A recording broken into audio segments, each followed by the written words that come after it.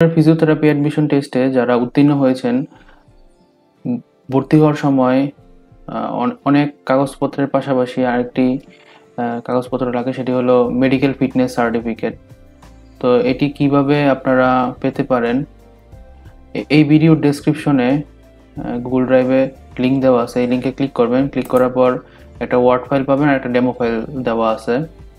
তো এখানে ওয়ার্ড ফাইলটা যখন ওপেন করবেন, এখানে ওয়ার্ড ফাইলে আপনার নাম লিখবেন, টাইপ করবেন, ফাদার্স নাম লিখবেন, মাদার্স নাম লিখবেন, তারপর ডেট অফ বার্থ এটা লিখবেন, address, full address, permanent address কোথায় সেটা লিখবেন, হাইটটা কত সেটা লিখবেন, ওয়েট কত আছে, ব্লাড গ্রুপ কি এটা লিখবেন।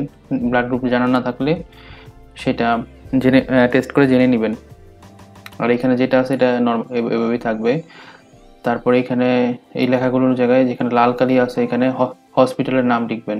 আর এখানে কত তারিখে আপনার সার্টিফিকেটটা দেওয়া হচ্ছে সেই ডেটটা লিখবেন।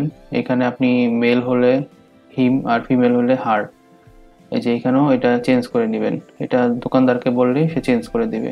তারপর এখানে বৃদ্ধাঙ্গুলির ছাপ দিবেন। আর এখানে যেই ডক্টর আপনার সার্টিফিকেট দিয়েছে তার সিগনেচার এবং সিল থাকবে। আর এই লেখাটা তখন কেটে দিবেন। হ্যাঁ, এখানে সিগনেচার আর সিল দিয়ে দিবেন।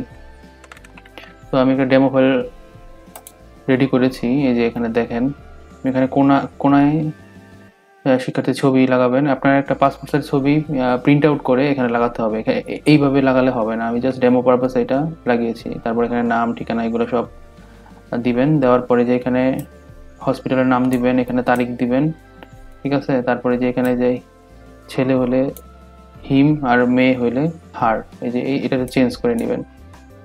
তারপর এখানে যে এখানে আপনার বৃদ্ধাঙ্গুলির ছাপ দিবেন। তারপর এখানে যে ডক্টর আপনাকে মেডিকেল ফিটনেস সার্টিফিকেট দিচ্ছে তার নাম ঠিকানা দিবেন।